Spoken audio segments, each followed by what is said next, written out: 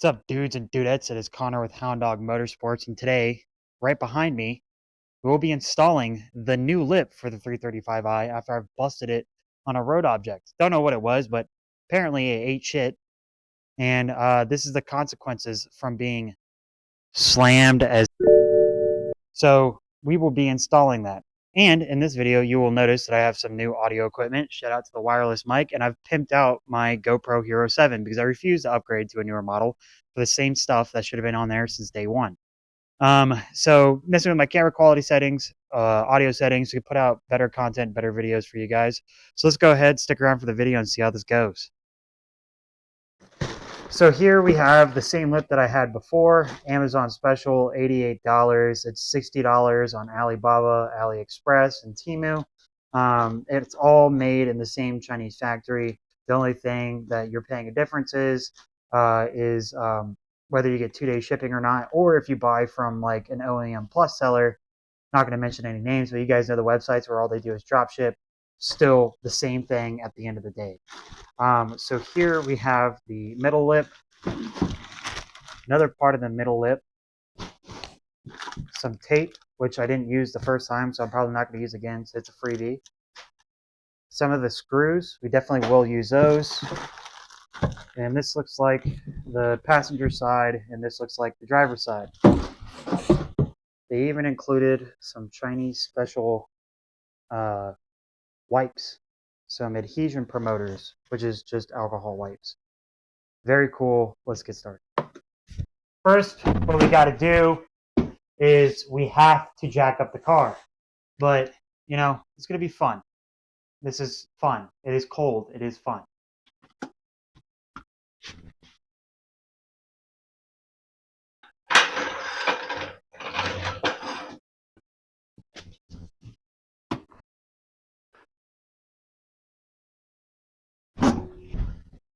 Getting closer.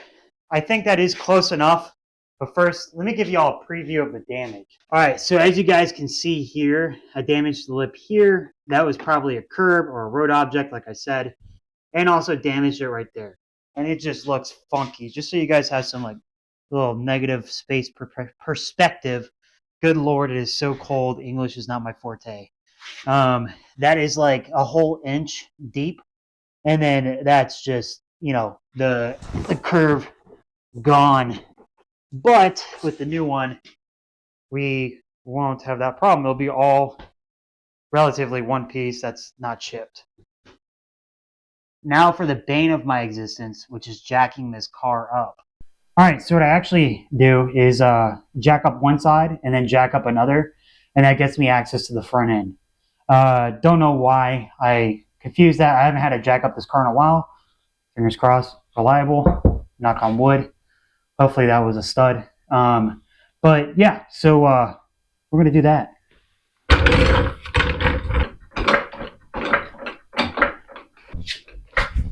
Man, I like having a garage. It is nice. But having a one-car garage as a hobbyist sucks. All right, so I've determined that I'm just going to do the wood block method. I don't need full access to the whole entire front end of the car. I don't need it 6 feet in the air. I don't need none of that. So what I'm going to do is I'm just going to put some heavy-duty Diesel Tech blocks underneath the wheels. And they're called poly blocks is what we call them. Just mamby-pamby stuff. Put them up underneath the wheels and then just use my right angle ratchet and get that thing off. These are the poly blocks I was talking about. I think they're 4x4s. Hopefully that's enough because I really don't want to do this again.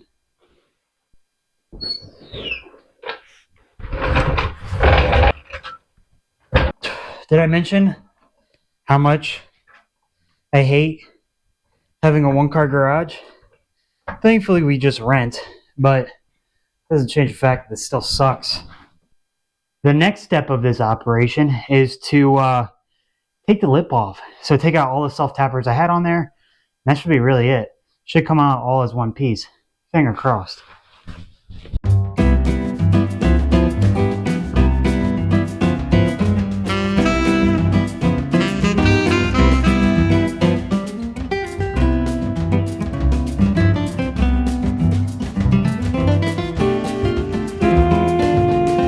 Giving y'all a ridiculously high 0.5 view of this, but yeah, you can see the damage a little bit better now. You can see that the Phillips heads rusted up, but this is what it looks like when fully assembled. And with the new one being the same exact one, from my understanding, same Chinese lettering, we're going to just reassemble it just like that. So far, so good. Same exact one. All right. Yeah, that one's just going to get broken in half.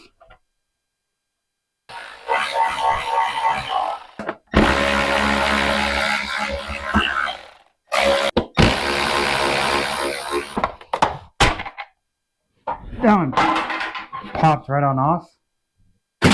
Trash. This one was missing a 10 mil nut, but not too worried.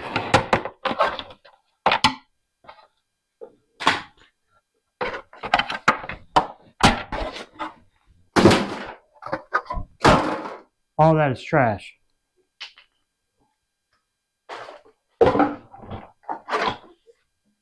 Yeah, literally the same Chinese lettering. That is insane. You know, I'm never shocked anymore when I'm right. Dude, the tolerances on this shit has to be...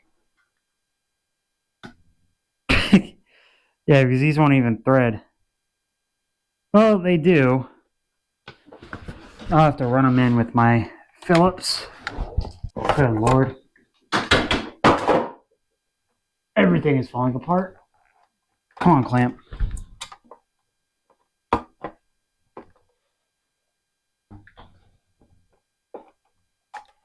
There we go.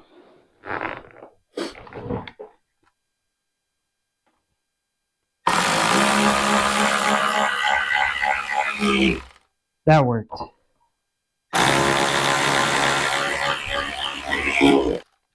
Perfect. I always suggest buying these. These are like 99 cents from Harbor Freight or Ace Hardware. They have so many small uses that you're just happy that you buy them. I originally bought mine from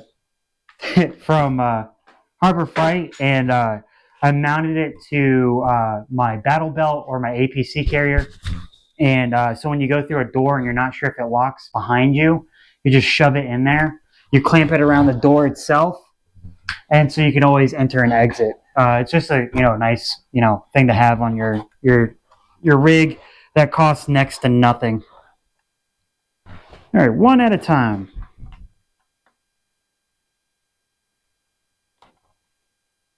Hell yeah.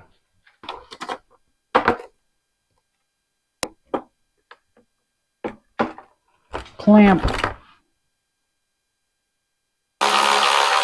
Anytime I have to flip something over or switch sides, I always think of, especially in jiu-jitsu, I think of Call of Duty, Modern Warfare 2 or 3, one of those two, where like after a battle of, or a game of Midway, when you switch sides and like sabotage or search and destroy, where he says, switching sides. It's always what I think about. Switching sides.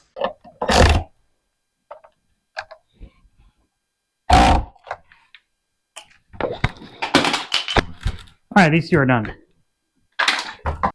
Now right here, you want to run a screw through there in order to conjoin them. Oh, they give you these little itty bitty screws. Hell yeah. So you don't have a long screw sticking out.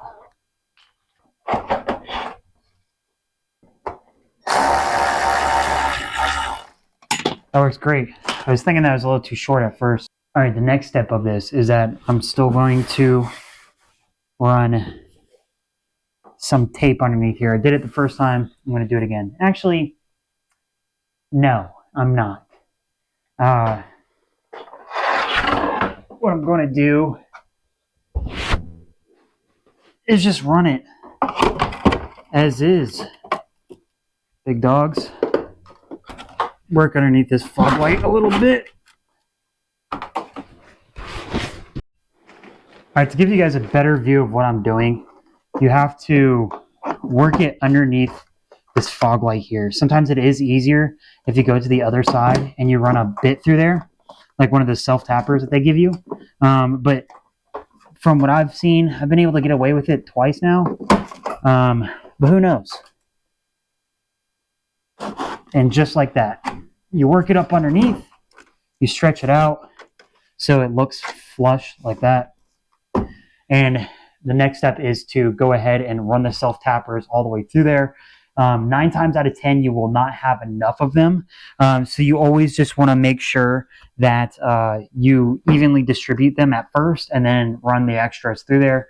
And if you've done this a couple times over, like if you break this lip consistently like I have, you'll find that the holes won't be as thick.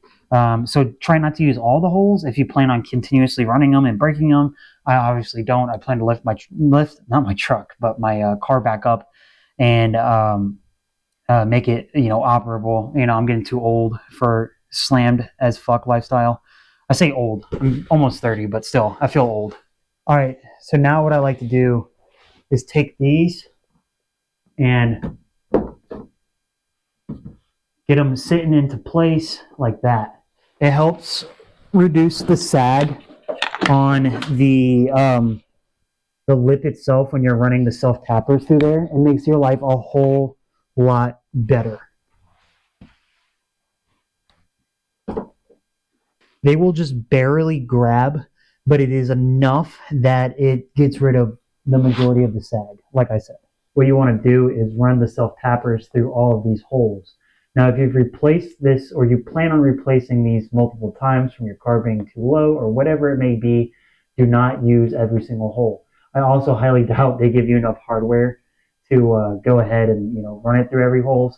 And as you can see here, I have the clamp here and I have another clamp on the other side. And that is to make your life easier. It reduces the sag, it reduces the drag, and so on and so forth when you're installing it. Now when you're done, you take it off. Here you want to use the longer ones that come in the kit. So when you run it down, it has full contact. For some reason they ship these really small ones. I'm not entirely sure what those are for, besides that center connecting point. But other than that, those are like pretty useless. So just like right here, I'm gonna run it down.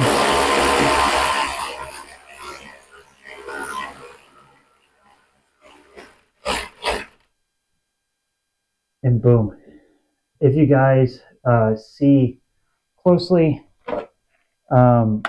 there's little to no gap, and if there is an air gap, it's fine. It's not gonna rip it down and so on and so forth. And that's also like why I don't run the tape. It's so useless because this stuff gets so tight to the actual bumper itself. It's really not needed. So what you're gonna do is, like I said, if you plan on replacing this multiple times because you're really low, you only want to put like 2 or 3 in here, so you don't use up all the holes and have to go one size bigger every single time. But since this is my second time replacing it, what I'm going to go ahead and do is use the holes that I haven't used. And then in the future, I'll raise my car.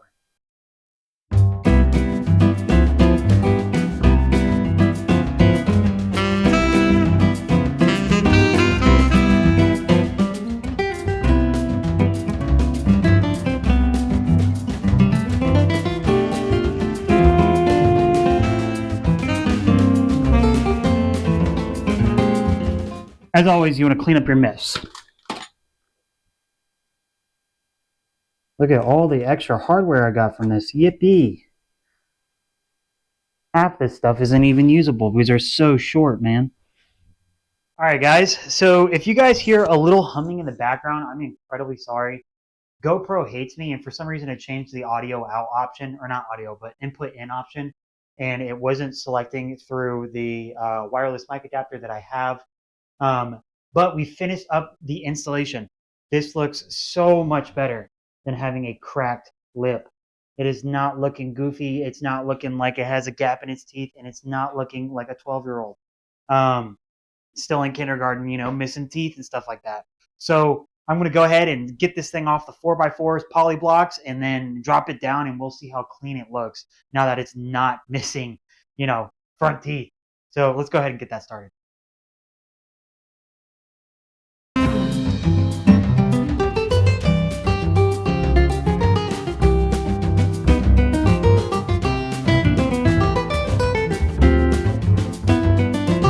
Alright guys, that does it all for this video.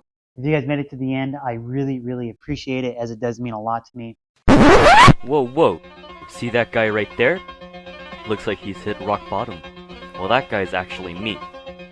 Now, I bet you're wondering how I got in this wacky situation.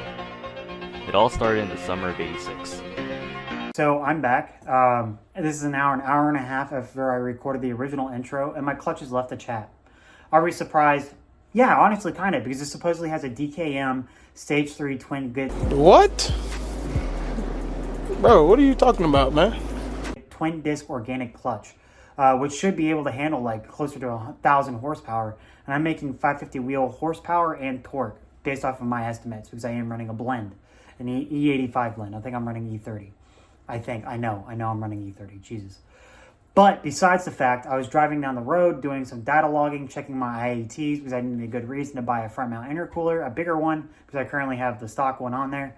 And clutch started slipping and then it started smoking, and then that's when I knew it was cooked. So I went ahead, I ordered one off of SCP Euro, and it should be here next week along with the front mount intercooler. So I got a lot of things going underway with this car. I appreciate you guys sticking around. If you guys wouldn't mind, I would also appreciate it if you guys would like, comment, and subscribe so we can go ahead and get the ball rolling on this. And I look forward to seeing y'all in the next video. Thanks for sticking around.